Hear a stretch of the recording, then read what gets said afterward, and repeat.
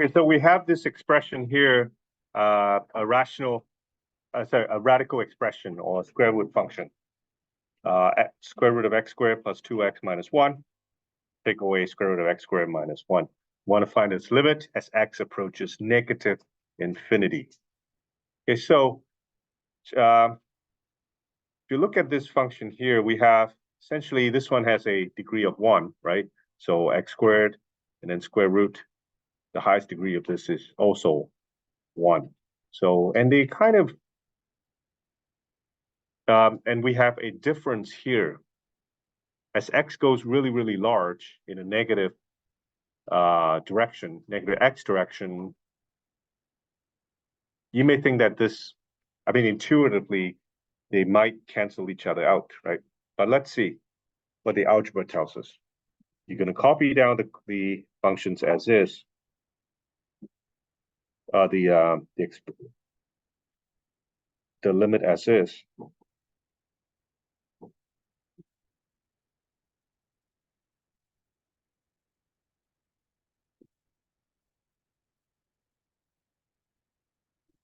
We cannot do direct substitution due to the infinity nature of the limit.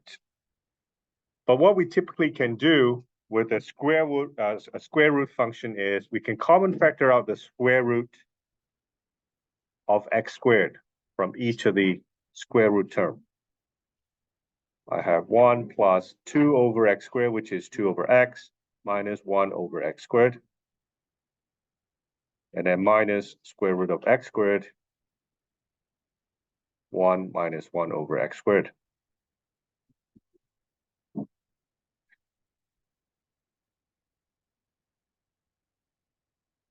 Since square root of x squared is common to both terms, I can common factor it out.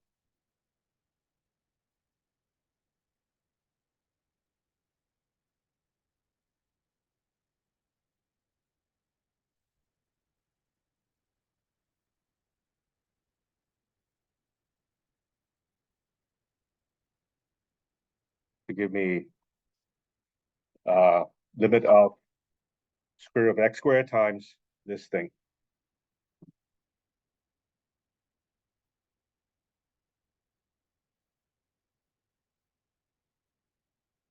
Okay, what is square root of x squared? Square root of x squared is the definition of absolute value of x. Right, so this whole thing, it's the absolute value of x.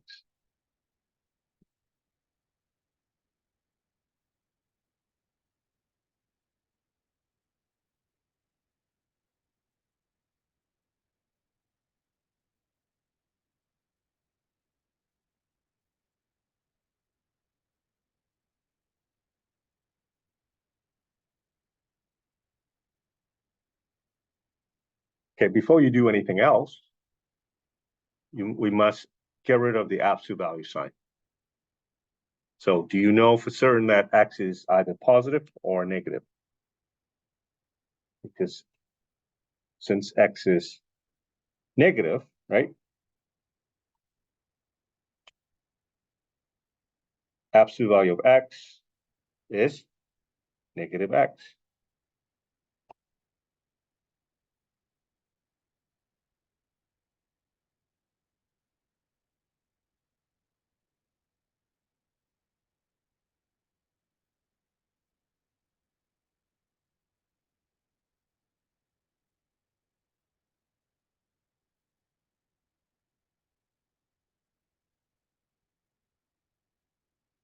Well, this is a product, right? Limit of a times b. We apply the theorem of limits. What's that? Limit of a times b is limit of product is product of limits.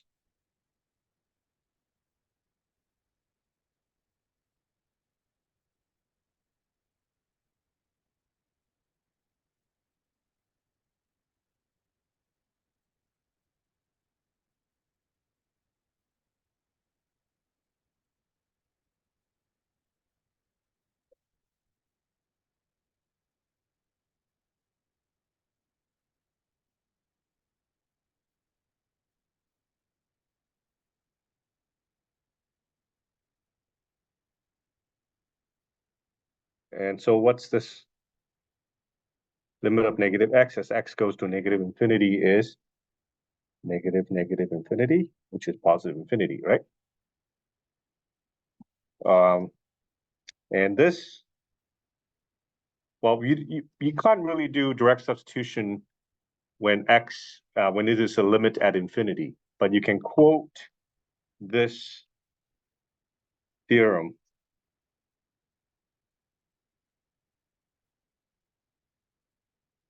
positive or negative infinity. So this is always 0.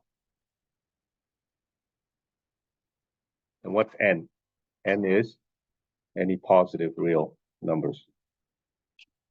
Right? If that's so, do you see any of these here? You have 2 over x, right?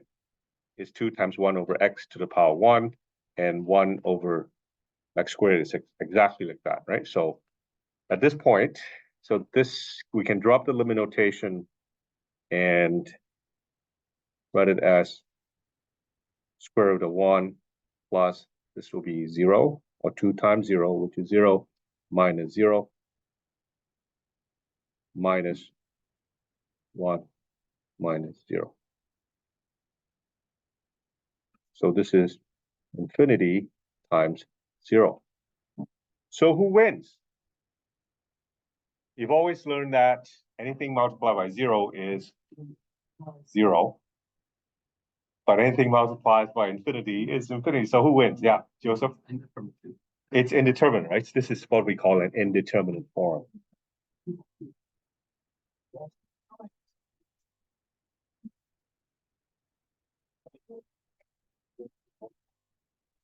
You don't know who wins, right? 0 is trying, this factor of 0 is going to try to make it 0, but this is going to try to drag it up, right? So you have to use a different strategy.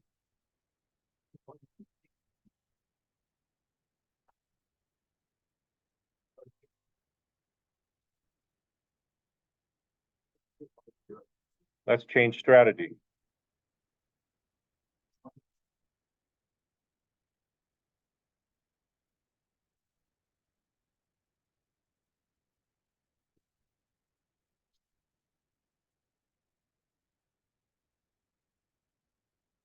Oops.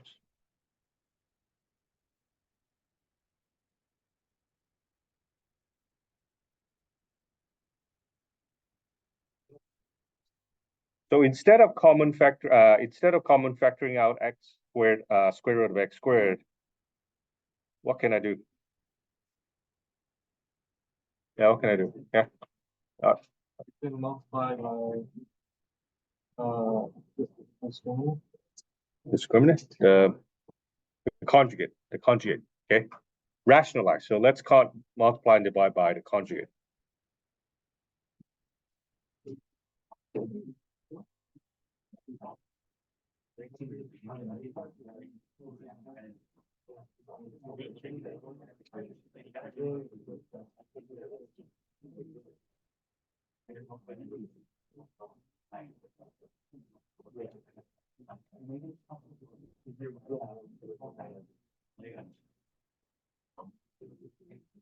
So the numerator is, okay, difference of squares. What is that? We have x squared plus 2x minus 1. Take away, in brackets, x squared minus 1 over, we still have that, right? Don't forget the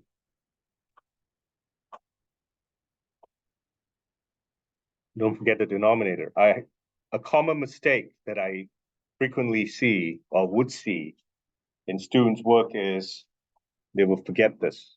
They would just have that instead. Okay, that's it. That's all they would copy down. They would frequently forget that.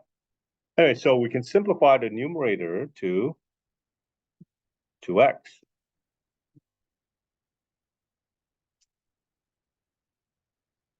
So 2x over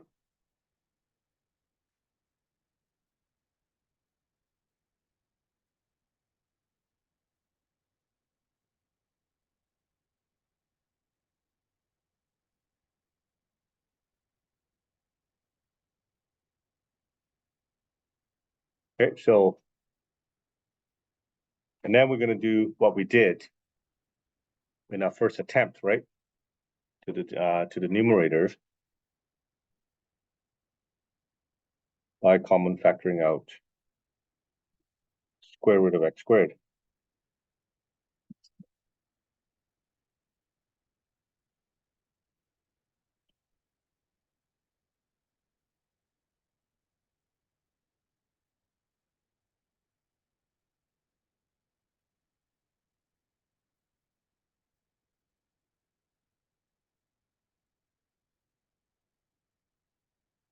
2x. This is absolute value of x.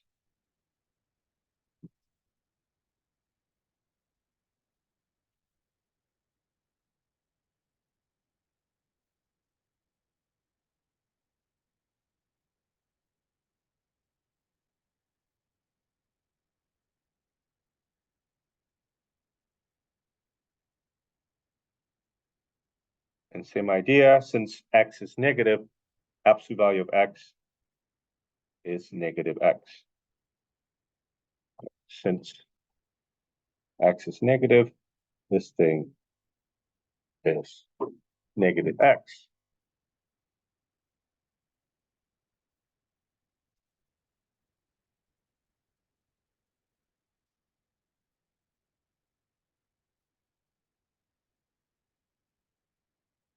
Okay, so we can simplify by canceling out x in the numerator and the denominator, and we're left with 2 over negative that, right? That's the expression. So now we can apply the theorem of limits and drop the limit notation. So the 2 in the numerator stays the same. The denominator is, don't forget the negative sign, negative, bracket 1 plus 0 minus 0, square root, plus square root of 1 minus 0. So what do we have? What's this? This is 1 plus 1 is 2. So we have negative 2 over 2, which is negative 1, as required. Now there is no indeterminate form in any step of the way. Every single step is accounted for, right? Unlike this. Okay, so if you want to verify that with a graph, you may.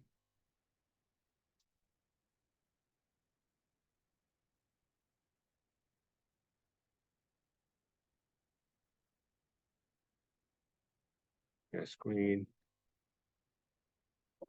Here is the graph, right? So that is a function.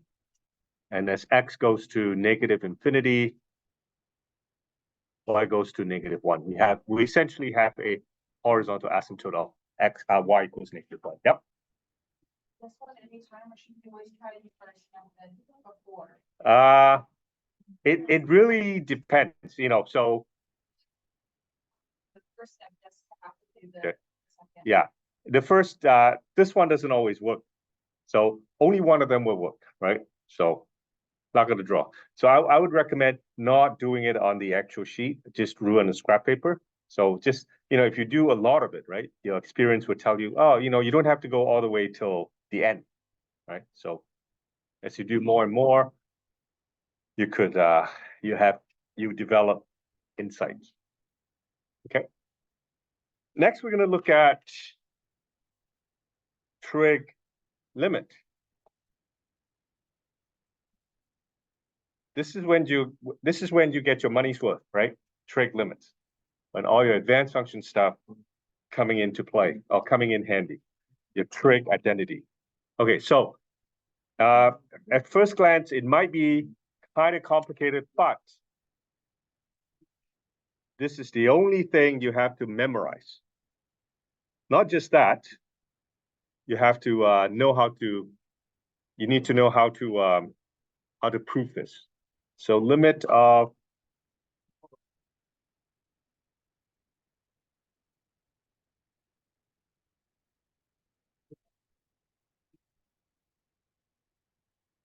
Let me bring out the mascot.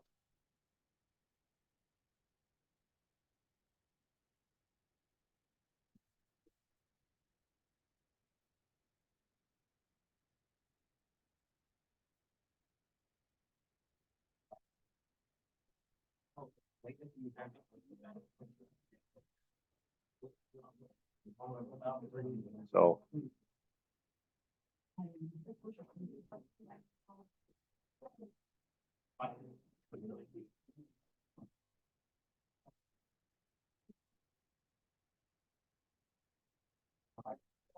what does this equal? This is 1. Right? You do need to know how to prove this, because you're going to see this in your test, how to prove this. Okay. And in determining identities for trig expressions, you are essentially having to look for this thing. Right? It's like looking for Waldo, right? You have to find this that's somehow embedded in the trig expressions. So as a consequence to this, the limit of sine x over x as x goes to 0, what's this? The reciprocal of that. That is 1. You don't have to prove this. You can just use this. I'll quote this. The other one is, this is an easy proof from here, right? Because sine x over x is what? Essentially 1 over x over sine x, right? And then the limit of this is the limit of this, and then you can use the theorem of limits. Okay? This limit. Theorem of limits. Limits of quotient is quotient of limits. The other consequence that you can use by virtue of this is the limit of x over tangent x as x goes to 0 is, what's this? This is 1. And the third one is the limit of 1 minus cosine x over x as x goes to 0 is this, 0. You don't have to prove these, okay? You can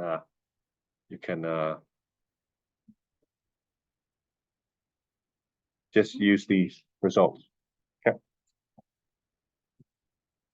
Now let's take a look at this example. This is page 12, question number 10. Determine this limit. 1, take away cosine 3x over 5x. Okay, so before I move on to I start with the example, I just want to show you that things not to do. So some people do that. When they see that, oh, they do that. This tells me that you are assuming that this divides by this is 1, right? So don't do that. You get marks taken off. Neither should you do this. This is not okay either. Okay. So if you want to do this, if you see this, right, and if you want to, as a visual reminder, you have to not cross out, you can do this and then this equals 1. You need to incorporate this limit, right? Because this itself is not 1, right? So this whole thing is 1. Okay. So that is okay, not the other two. Okay, so take a minute to set up this before we take it up.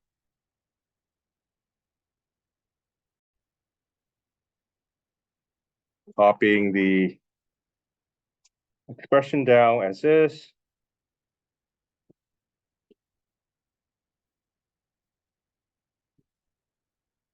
Okay, there's no sine term in here. The only cosine term. But whenever you see 1 minus cosine, it's good news, right? I can easily turn this into a sine term. How do we do that? Can multiply and divide by 1 plus cosine 3x.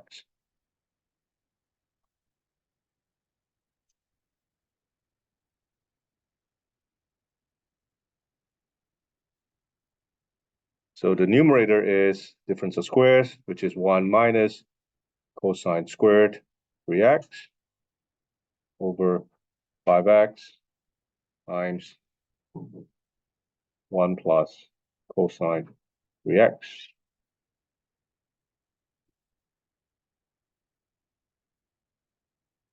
What is 1 minus cosine squared? Sine squared.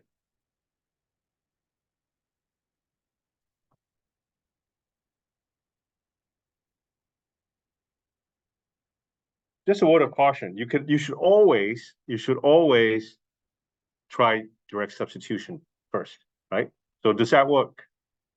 1 minus cosine 0 is 1, so 1 minus 1 is 0, and the denominator is 0. Okay, so 0 over 0, the limit exists, typically exists, but you just have to manipulate the expression to make it work, right? Okay, so what is next? Well, we have a sine, right? We have a sine. In fact, we have sine times sine. So now you have to make, so what is the caret here? What is the caret here? So I'm just going to rewrite this in a more recognizable form.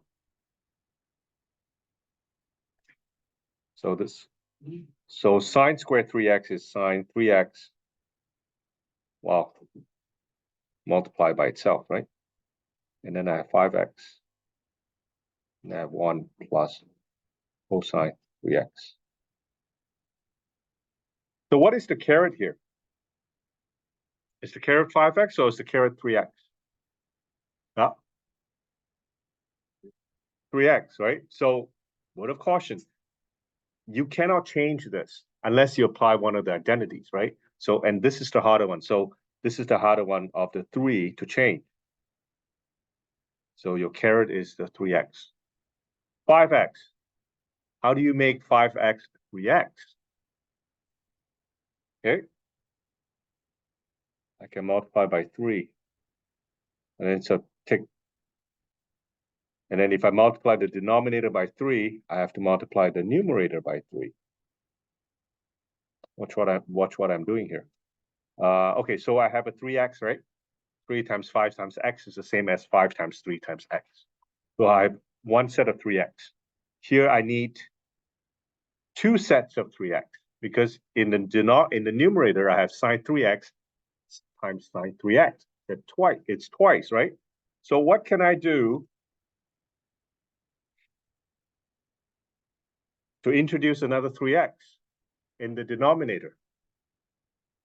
I just multiply the denominator by another 3x. And if I do one thing to the denominator, I have to do the same thing to the numerator.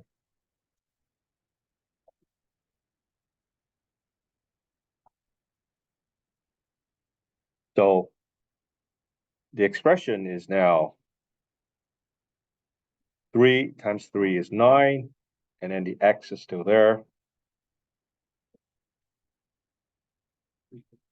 And I have sine 3x squared, still there. The 5, I can put it there.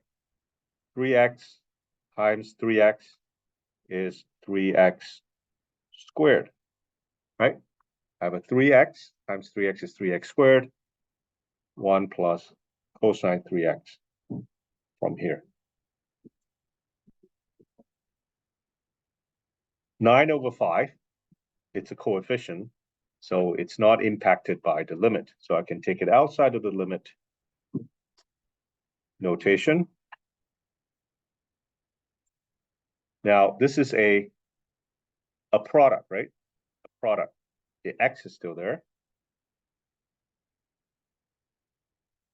And then I have my sine 3x and then the denominator 3x, and it's squared, right? Both are squared. Then this is 1 over 1 plus cosine 3x.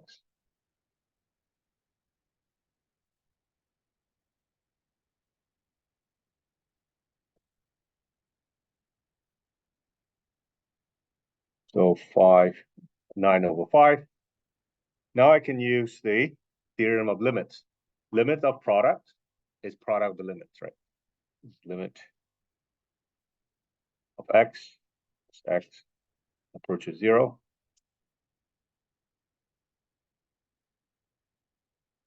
Limit of 3x as sine 3x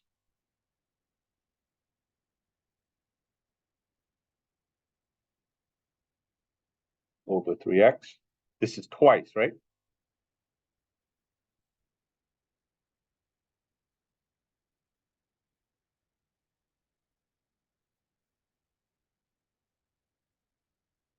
This is sine 3x over 3x times sine 3x over 3x. And then limit 1 over 1 plus cosine 3x. Yep, Harold? How do I factor out the x? Here? Yeah. Here to here? So see, I just moved this to, because this limit as x goes to 0 doesn't impact this. Limit of a constant is the constant itself, right? So here now, after moving the 9 over 5 to the outside of the limit, I'm left with this, and the denominators are this. The next thing I did was just regrouping that. So this is the same as x times sine 3x over x 3x, right, squared, times 1 over 1 plus cosine 3x. And then from here, this is limit of a product, right? It's the same as product of the limit. Okay, so this is, now we can do direct substitution. 9 over 5 times, what's limit of x as x approaches 0? 0. This is what? Is that 1? Oh, no. Is it correct? No. If I want to do some kind of visual reminder, this is 1. It has to be all the way, all of it. 1. So I have 1 times 1 times 1 over, I can do direct substitution here, right? 1 minus 1 plus cosine 0, which is 1, right? So this is 1 over 2. So this limit is 0 as required.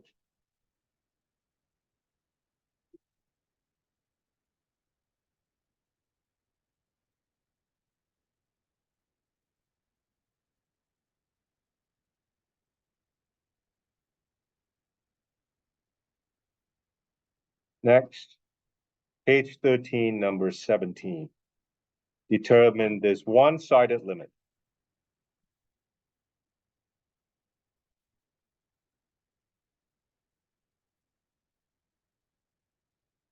The right-sided limit of this as x approaches 0.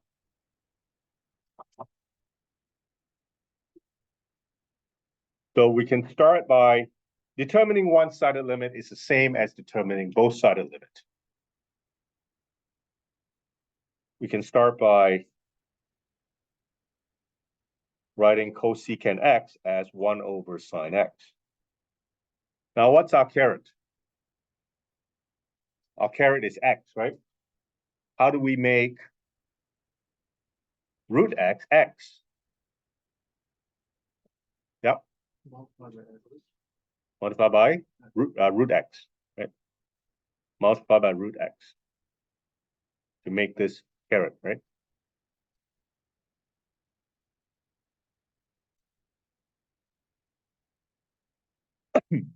So the numerator is now x over sine x. But then we also have a root x, right? This root x. So this root x could be written as, well, separately. Over root x is the same as multiplied by 1 over root x. So now I can apply the theorem of limits, right? Limit of product is product of limits.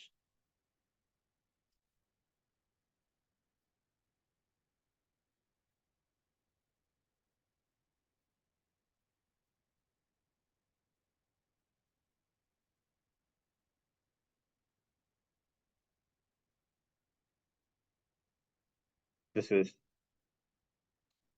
1. Okay. And what's this?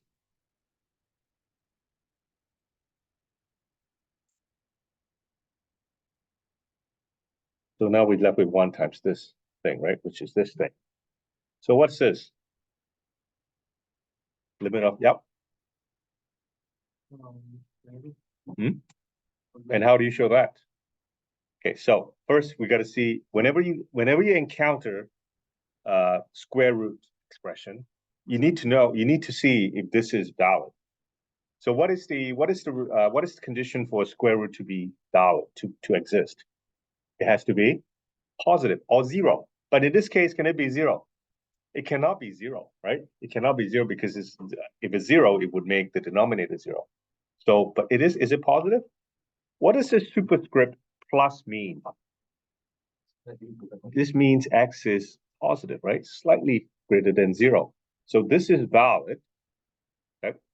And when it's really, really close to 0, 1 over root x, root x is slightly positive also. Now, we can drop the limit notation and write 0 plus 1 over 0 superscript plus. This means it's a slightly greater than 0, right? And what is that? 1 over really small positive number is a positive infinity. Okay. And hence, does this limit exist? This limit does not exist. Hence,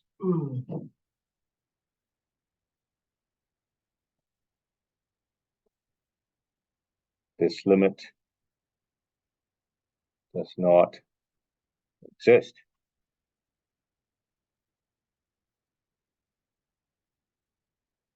That's 5. So going back to the last question. Okay, so look at this. Caret, caret, caret. Here, the caret is 3x, right? 3x, 3x, but this is x. It's not quite caret yet. But if x goes to 0, does 3x go to 0? 3x also goes to 0, right? Same thing here.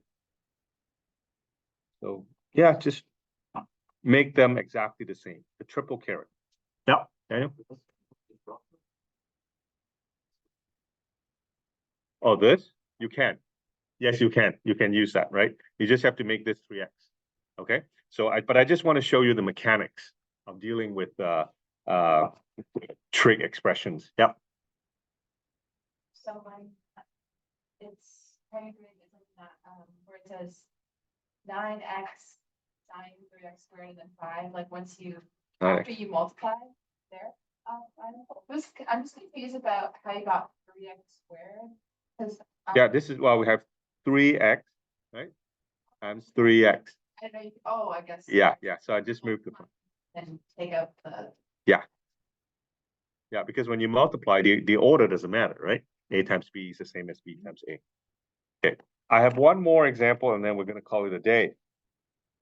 So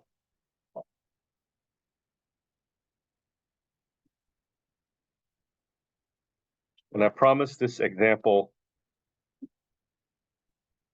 is a fun limit example.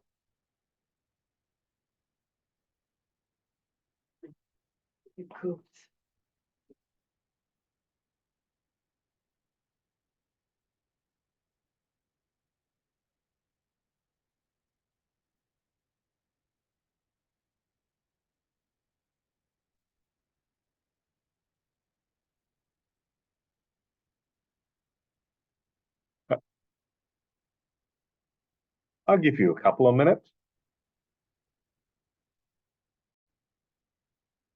Okay, so let's copy down the expression as this.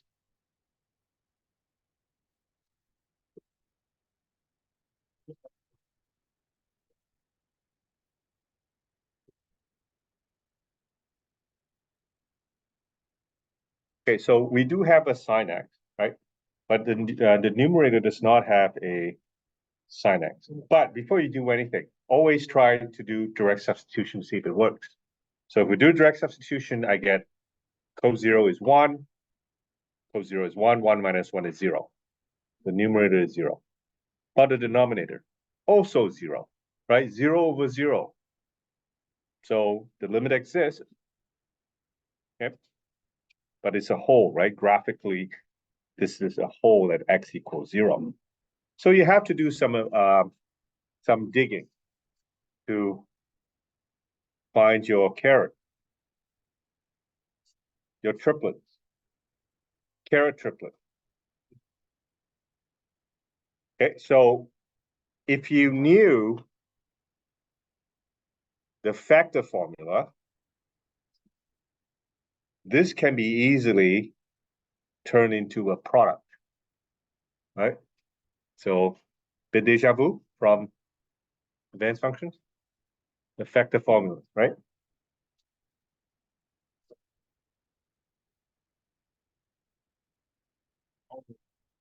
So cosine x minus cos 5x can be written as a product, -2 times sine x plus 5x divided by 2 sine x minus 5x divided by 2. The whole thing divided by x sine 3x.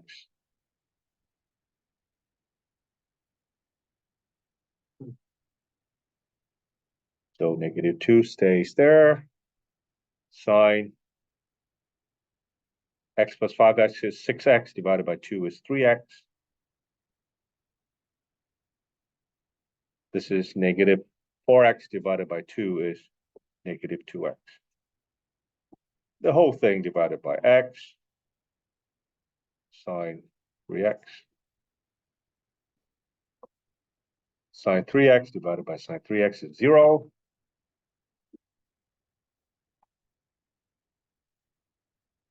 Sine -2x is what? Negative sine 2x, right? Negative times negative is positive. So this becomes positive 2 sine 2x over x. What's our caret here? What's our caret here? 2x. How do I make x 2x? Multiply this by 2. Of course, we have to multiply also the numerator by 2. So 2 times 2 is 4.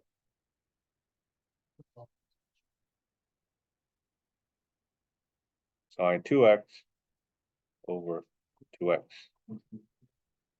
And 4 is just a coefficient. I can take it outside of the limit notation.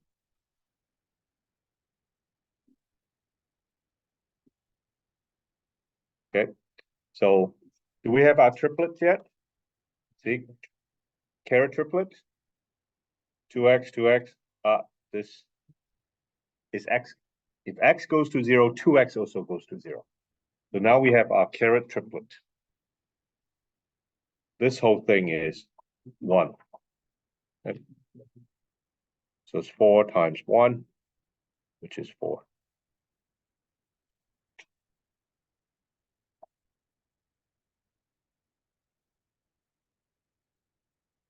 Right?